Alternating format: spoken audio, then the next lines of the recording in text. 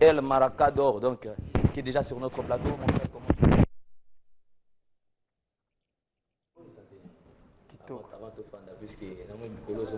Ouais, mon général déjà Kitoko. Santé, bah, mon lara. Et puis, bisozara bato Kitoko ya ki ou ya tsali ya vandi pour biso ça va quoi. Voilà, Mignon Abraham, donc vous prenez place. Il faut les tango toutes. Vraiment, donc de lance. Déjà, va comme et belé. Donc, je pense que tout le plaisir, il y a ça qu'on a vu sonner que il y a mieux l'émission. Mais je crois quand même, avant, parce que depuis toutes les choses qu'on a eu, il y a trop d'histoires à Maramboulou, c'est eux, au moins belé, mais quand même, avant tout, côté actualité, quand même, qu'est-ce qui se passe? Puisque eux qui, quand même, Mignon Abraham a bondi, l'internet, au monde, les réseaux sociaux, panzi, non, Mignon Abraham Boye, Mignon Abraham Azobun, qu'est-ce qui se passe au jeu? C'est mieux vous pouvez donner moins précision par rapport à non, n'importe quoi. Voilà, là, c'est la bassesse. Donc, Bissoza va responsable, et puis toi, artiste, Congo. Congo est là en thème. Donc, on est là, il y a Pamba. Donc, Monica Internet, comme na bango. On a vu Internet, il y a des bisous. Il y a des Nini donc Zora qui patron travailleur à Bundi. Wana mamna bisoté. Wana to tikelango bato basala ngo. Ça c'est vrai puisque donc ils sont en train de publier ce genre d'informations. Ouais, donc babong ça parce que biso nous on a moi j'ai un parcours. Je sais comment me tenir devant les gens, je sais ce que je peux dire là où il y a des gens. Donc, je sais comment me comporter là où il y a des grandes personnes. Donc, j'ai une bonne parcours. Donc, carrière nanga et depuis na banditi lelo ça fait na koti wenge na 2002 lelo to na 2015. Donc, bayebela bayebanine bako komana ba internet bako diminuer carrière te na 10 paragraphes. Hein? C'est vrai, ça c'était juste entre voilà. Mais je crois quand même que le lot, toujours Zelayo, un album très attendu, pas sonore. Au dia Toyoga qui m'a déjà, ils ont qu'une malin, mais c'est vrai, un album en plein chantier. Oui. Mais tu dis quand même, on sait la vision quand même. Quelle lecture aux ça la Lelo, la musique congolaise, comme on a qui Lelo, Mignon Abraham, et maintenant Papa Chéri. Azosa l'album, bandeko no pekingani, bandeko baza belé o bazosa la peba album. Les lecture ni ozosa la musique congolaise actuellement. Ouais, lecture est ça comme l'a dit mon patron qui est Papa Chéri Salvatore, notre musique souffre. Et notre musique souffre par rapport à la piraterie. Comme on dit, que ça la ndoule, que bête musique. Les arrêtés faut bamona il faut obéta musique pour bamona et puis pour ça l'album faut en makamba oloba ça dit nga za makamba oloba je sais que tu souffrir muke na piraterie nenge izali parce que moi laisser aller ça na mon côté wana bazo pirater na bango ba musique congolais ça dit lecture il y a musique et ça que biso ba artiste et musicien on doit faire que de la musique donc tout ça sous na elo mususu to sala te ya malamu o biso to sala kaka ndule musique a bien de la bonne musique bato ba consommateur o isa ba fan ba consommango avec modération quoi donc c'est ça. Mais c'est vrai, tu sais que ton album est très attendu puisque tu as vu depuis ton année que tu as album, c'est vrai, dans le comique karaté, mais tu vas là au moins mingi pour un album. Mais Mignon Abraham, on travaille toujours tout étant payé n'a Papa Chéri, mais un album peut pas s'en or déjà dans la chanson. C'est tout travail. Comme on dit tel père tel fils. Au moins Papa Chéri a pilier, c'est-à-dire icône Yamboka. Abeta TH, Abeta fait de l'amour, Asalaba Èvre, et Bélé Bimana Mboko. Si l'élo, so Tienzembo TH, ça fait 15 ans passés. Au monde a le roi Nzembo l'élo. Donc, so Tienzembo, il y a feu de l'amour, ça fait beaucoup d'années passées. Au monde a le roi Nzembo l'élo. C'est-à-dire, ayebi oyo asalaka sikoyo ye apesinga confiance ntango apesinga confiance yango abi ponta de lance el marcador zwa passe en or ayebi ke awana soda makasi ya molongo et puis général mpo ozala na yo mbila me oza déserté mi commandant sans fonction et puis okanga photo komalola oza na pension quoi. Voilà. Trop sûr, hein? Non, trop sûr que tu n'es pas si moto. Moi, je sais ce que je fais. Et puis, ma cambo, naï nazoloba, naïbi comment je me partage. Ah, tout ça, album nabiso, balle de match.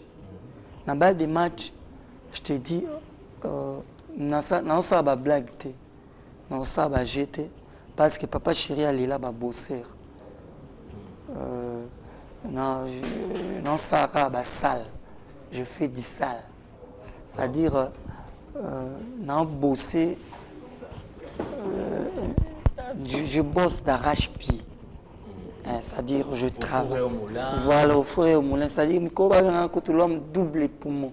C'est-à-dire, si on n'a pas ça, non, na balle de match. Parce que na balle de match, naza na nzembo, moko titre nango full.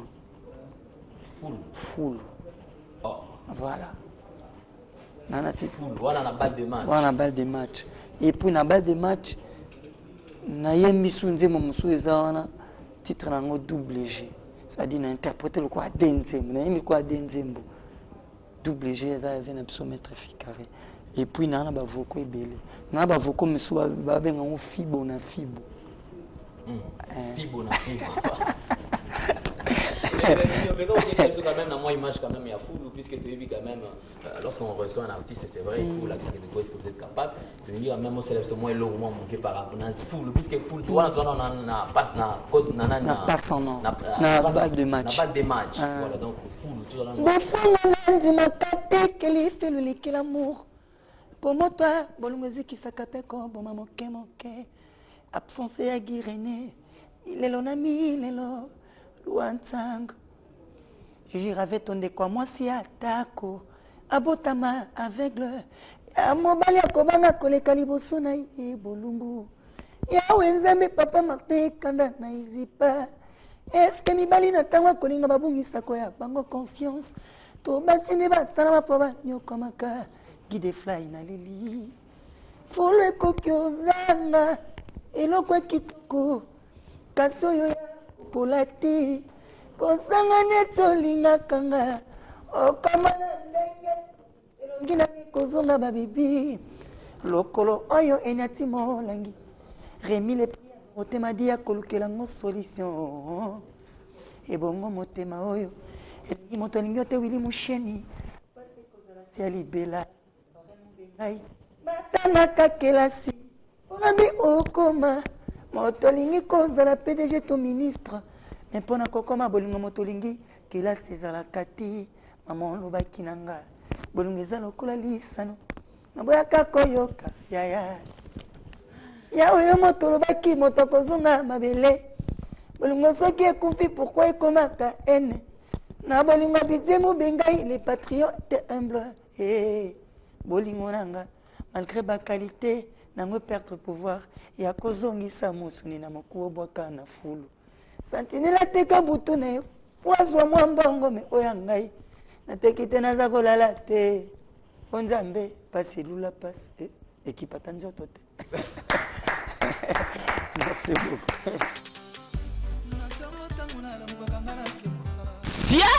Qui a dit que quand Foufou est tombé? Qui a dit que tous les comptoirs sont fermés alors que le jeune millionnaire Carlos Vibranção est là et son comptoir est ouvert tous les jours 24 heures sur 24? Tundu, Chingufu, Mushinda, Kavuba, Bananera, Mende, Lucapa, Saurimu, Wangu, Chamuteba. Estamos localizados no Cafufu, por detrás do tanque, no jovem milionário Carlos Vibração. Ele paga que paga. Côté cadeau, n'en parlons pas. Jeune millionnaire Carlos Vibração. Bandi Mateba Moussangani. Voilà, merci Mignon Abraham. Donc nous sommes très suivis, je pense que personne ne va me contredire. Et déjà pour la tout la Nabi côté Angola comme d'habitude. Donc prenez déjà contact avec Joyce Ngando électrique puis ce qui séjourne déjà de côté Angola, na Luanda donc c'est déjà un bon séjour de liquide. Donc on a vu que bana équipé à belé bazan à Luanda. Baza tellement belé d'atili qui kazo la Nabi sur côté Angola côté kuna. Il y a également le président Léonard Chibaka ozo la Nabi sur TV baza anakin. Mais côté Afrique du Sud, il y a tellement ébélé, on va mettre beaucoup de fapla, on va mettre Ogi Moko,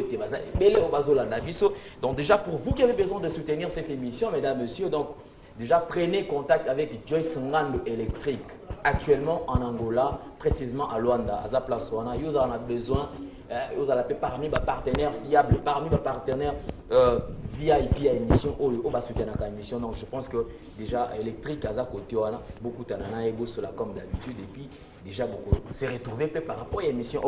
Mais travailleur patron, toujours analyse solo, la petite d'autres fou. Il n'y a pas très longtemps. Ponta de lance, El Macador. Donc il y a tellement ébélé. Qui s'attend. D'ailleurs, puisque l'eau on a invité. Nous avons une question par rapport à moto qui s'attend. Moto na tembe. Moto qui s'attend. Pour nani comme moi. Et puis tu vois. Ouais, tu vois, biso za artiste. Biso ba pesa net comme on a na autant on a le Mohamed na bisote. Na bimi na ngo na ena parkant na ngai to banderole na ngai comme on a fo pesa ngai ngo. Ka ba fano ba benga Ponta de Lança. El Marcador, les patrons travailleurs, mon général. Bango pika mbabenga moto soki sa tembe pourquoi? Babi batuluko batiaka tembe baloba ki papa chéri. Ti lelo artiste moko beta disque te pembeni na ye. Yango moni tembe sili déjà, dina obeta déjà disque na mouvement. Parce que depuis wenge zala wenge. Surtout tu wenge BCBG, wenge Maison Mère, wenge Tonia, wenge Kumbela, wenge El Paris, wenge avait un absolument de chante référence. C'est-à-dire, non artiste mon sala album te na mouvement. Na kata mouvement. Donc azate. Parce que so ba pesio lelo ke ba osa 2 mois ok ça mon côté alors que nga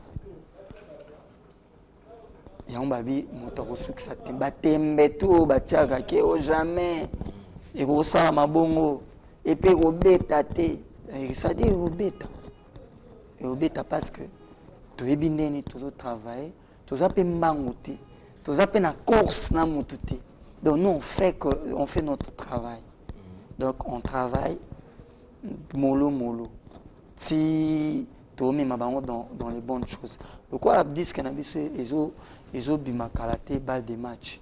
Yango moni internet au s'appelle si batu na l'âme qui pleure. Mais tu ne crains pas en fait par rapport à Maramioso, tu ne crains pas que le charge va pécio et ils aient le moins kilo makasi. Non, ils ont kilo ne biso na to le parcours na biso. Moi j'ai un parcours. C'est vrai, tu as un parcours, mais le problème j'ai un parcours et aux ala kilo na ko peso exemple moko. Exemple moko nga koti wenge na 2002. Na 2002. Oyebi Fabregas Mbuyulu. Hein? Leki ya masanga nga Christian de Corne. Ça dit wana mwana pale. Vous comprenez? Avec to kota Maison Mère Kalaté. Auto vous la sous na Maison Mère Kalaté. Ça dit lelo toyoki. Ba mado. Tout ça là toyoki ba tourement de Gaga que je salue trésor pour tout pour anelo kona na balle de na passe en or voilà. Vous comprenez? Ça dit ngana ina na za pressé soit ngana ina na za luka kilo. Nana amemi luka kilo. Non. Mukumba pona yo teke boko mema na soni role mama peko kitisi. Ça dit so mba peso mukumba so moni mutazu mukumba tena mutu c'est améritango. Papa Chéra lobaki Petio Mignon Abraham ende mutalongola souci ya Alain Pela afandi oyebi grandeur nini ve na biso Alain Pela nango oyebi baaffinité nini bango bazali nango voilà par le travail c'est pas par d'autres choses et lelo par le travail que moi j'apporte dans mon groupe Wingi BCBG et Papa Cher m'a dit ah petit olongo nga souci afandi mais akoye souffler na litoité voilà parce que Papa Chéri c'est le maître Nzambe et il y a groupe naï Motopamba est-ce qu'on a le bi petit olongo na souci enfin tant ba beba bisinga déjà bongo fona zonga sima na taliba grandeur nini il y a chef du gouvernement biso Alain Pela nango je me suis dit non je dois pas croiser le bras il faut travailler. Il faut travailler. Ouais, il faut. Mais c'est vrai, Mignon Abraham, donc travailleur patron. Oui. Comme vous avez belé au bazon bengayo. Mais le ce que nous a déjà hérité au Watanabe. Aux hommes on a côté Fabregas autant comme on est tout à l'heure. Aux hommes on a fallu pour pas faire rigoler. Qu'est-ce que j'ai encore? Yo, il y a comment on a album. Qu'est-ce que tu t'es dit par rapport au Naïve? Ouais, je me dis que je suis au milieu du terrain. Moi, je suis au milieu du terrain. Nous sommes tous des artistes. Artistes, moi, quand on a beaucoup 4 azate, 5 azate. Et tous, ils travaillent très bien. Tout travaille bien. Donc, moi, on a mis ça en de chance. Pour avoir ma chance, et pas mon tout. Il faut avoir la conviction, il faut être brave. Dans la vie, il faut être brave. Donc, on a mis ça en chance. Après, on va faire fleur, on est commis après. Donc, tout va travailler bien. Plus ça travaille bien. Mais je pense que Mignon Abraham, moi, il y a pas mal de temps. On a vu qu'à un certain moment, on a eu au Kakio. On a vu personnellement, il y a mais j'ai besoin quand même de Mignon Abraham. Il y a eu un moment où on a vu qu'ils en ont passé un an, où déjà immortalisé Pépé Kali. Est-ce que vous avez la biso? Parce que je sais que extrait au nom des diamants, un gel qui sec. Au pénal les qui a la raté, un peu koyoka yo na image on a puisque lorsque moi j'entends dans koyoka chant je me suis dit mais quelle inspiration aussi et autant comme pasteur au imiter au qui pas vu Pépé Kalé donc tu sentir que c'est Pépé Kalé qui chante en fait na lembi donc mais tous on a moi image donc on est na balle de match ils ont nzembo on a double G. Mais vocal wana msusu fibo na fibo. Yango eza na nzembo moko. Wana eza na nzembo moko ya moto mpamba. C'est-à-dire nzembo moko ya moto pamba. Donc naimba double G. Te na bide so eza double G partie oyo imbela pe oyo immortaliser Pépé Kalé. Ah OK.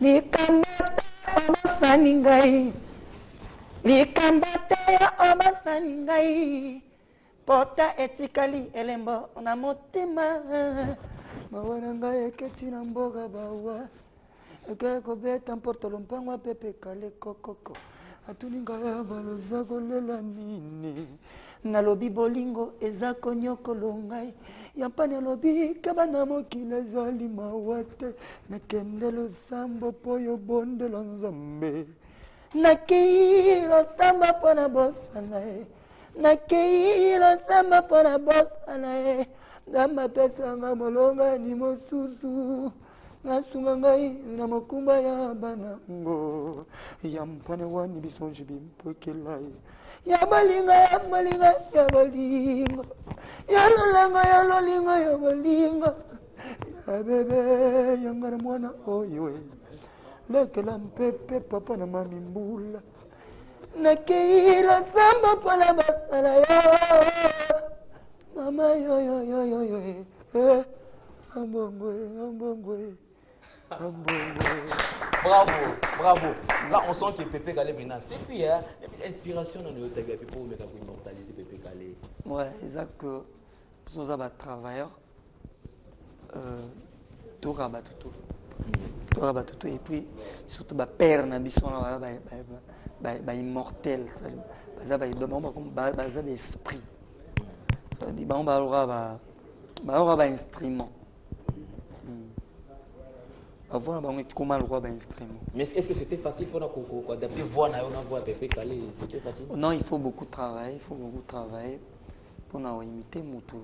Un bon travailleur, les Moutou a interprété dans nos biens.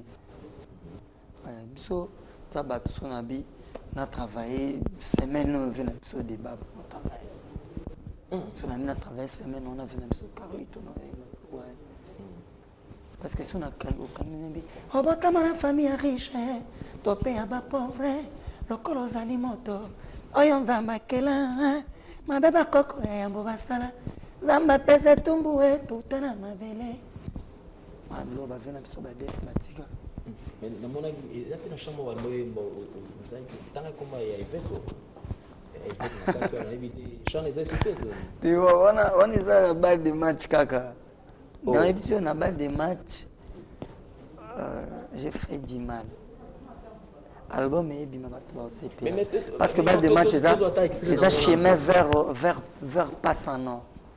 En route vers Passano.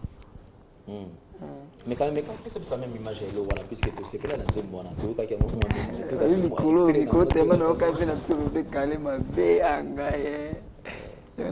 Cardozo mama bamona kiona Bruxelles, bamona kiona Chikapa, bamona ki Cardozo na Atlanta. Nzambe soki konyoko meza destela ngana ndini, mina nyoko mana bulunga Cardozo na koko kate. Wana nakobenga prophète Neema sikatenda nakobenga mamester malondi ya 100 jours nakobenga évêque Mukuna ya Renaissance nakobenga Gentili Mobile ya DSMP nakobenga général Tango Fort avec club nakobenga Moïse Katumbi ya Mazembe nakobenga prophète Moïse Mbiye pona longa Nzambe ya souve alonga zakiate masiende sina kufa kala zakiate Nzambe nesege minywa za wapi moto azotala sheri na yo belela moto azolula mama na bana belela escroquerie moyibi Erike Mwasuma. Voilà, merci. Donc, je vous assure que nous sommes très suivis et puis et nous sommes très soutenus par tous ces gens qui ont toujours aimé cette émission. Un grand merci à Fernandez Mutombo, donc depuis l'Angola. Donc, Fernandez Mutombo qui nous suit en ce net moment. PDG Joël Malumalu qui nous suit également. Un grand merci à Marc Dio depuis Lubumbashi. Et Iya Beabaya et Abeka Zadi, Alain Mangituka ainsi que le PDG Pambukidi. Voilà, les PDG Pambukidi qui nous suit également. Je penserai au PDG Carlos Vibransan qui nous suit depuis Angola. Et il y a également PDG Dicolor, sans oublier Jaël Kissombe, donc secrétaire, donc Talarassan Yopenaya Moboulou et Maman Pauline Amato également qui est la nôtre ce soir. Voilà, donc nous sommes toujours avec notre invité. Je pense que nous sommes en train d'entrer petit à petit vers Passe en Or, puisque Passe en Or, on est à actualité, un album très attendu. Mais c'est vrai, jusque-là, Nampena, Abraham Apesibiso, détail par rapport à Passe en Or. Mais travailleur, patron, tout à ce qu'on a Passe en Or. Parce que c'est ça l'actualité. C'est vrai, Batozo, Zelo, Baza, Ebele. Parce que na balle de match. C'est-à-dire les Kikazolando, na balle de match. Passe en Or, c'est con. Na balle de match, rendez-vous quand on a l'édition. Oh, na balle de match, rendez-vous. Balle de match, déjà, rendez-vous. Ok, donc déjà, va travailler aussi. Donc, toujours chité déjà. Ok. Toujours chité déjà. Na balle, na Passe en Or. Na bandi sugo yemba. Na bandi jao yemba. Nazo. Nasa déjà. Boulot ya makasi, na avancé qui déjà. Donc, le la balle de match déjà, tu commis na tu chité, kalaté, pour nga sola, sola, kalaté to sola, suna papa chéri, tu betisco, tu kouesko mbanza velele, tu soana papa chéri qui tu kouya mbanza velele, to 6 albums na ba conditions ko ya bien parce que le premier album dans la posa ça na ba conditions bien 600 au cas à Paris et si que beta mara déjà.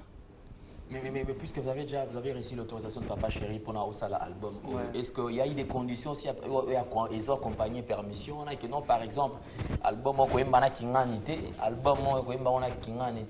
est-ce qu'il y avait eu des conditions tout autour il y a permission? Non, Papa Biso pas biso mambone zalate. Ah ok, donc libre de faire Papa Chéri atika musicien na libre. Et puis comme ça l'album ezaka nga moroté, ça sujet tabouté. Les musiciens tout ya wenge BCBG oyo amoniki akoki akozwa producteur producteur na rosa album na akosa na comprendre mais il faut que ça soit dans les bonnes conditions. Voilà, dans les conditions c'est ça, bonnes conditions, c'est-à-dire signer là. Est-ce que c'était les mêmes conditions avec toi que Nezana et Mignon? Il y a déjà ceux qui posent producteur au l'album. Ou bien tout le monde a dit que c'était Papa Chéri qui a déclaré que ça a permis la piste de permission sur l'album. Ouais. Yanga ça c'est déjà qui? Yanga ça qui tue quitté ça peut il y a sèche, c'est un main libre. Ça dit Papa Chéri le kawa et pas ya sœur na bisonana Oduga. Alobaki qui ya fongola pour la mission et tout. Pour la mission et tout, voilà. Et puis il y a un sala. Et puis nous avons brutalisé puis faire dans le calme. Comme ça, quand vous avez été faux sala, biso déjà tu maîtrises déjà ma cambuya ya minene wana. Et puis ils ont blaguité. Comme ça la disque ils ont blaguité et singa makambo ebele. Ils ont singa makambo ebele. Ok, c'est-à-dire que Yomo comme toi ça les choix par rapport au featuring. Ouais, ngamoko. Parce que l'autre fois tout le monde qui Alvaro Tazo était là, Betty Pena ouais, voilà ngamoko. C'est-à-dire je fais ce que je fais dans ça produit fini. Attends dans ça la résumé dans auditionner bilo tout ngamona iba ma me soupe na beta année tellement bilo tout ça na carte c'est tellement bien na ko bomba pe na beta on a année kuna. Ok. Parce que les a série. Les a série moi liboso. Donc il faut quand même bien entretenu.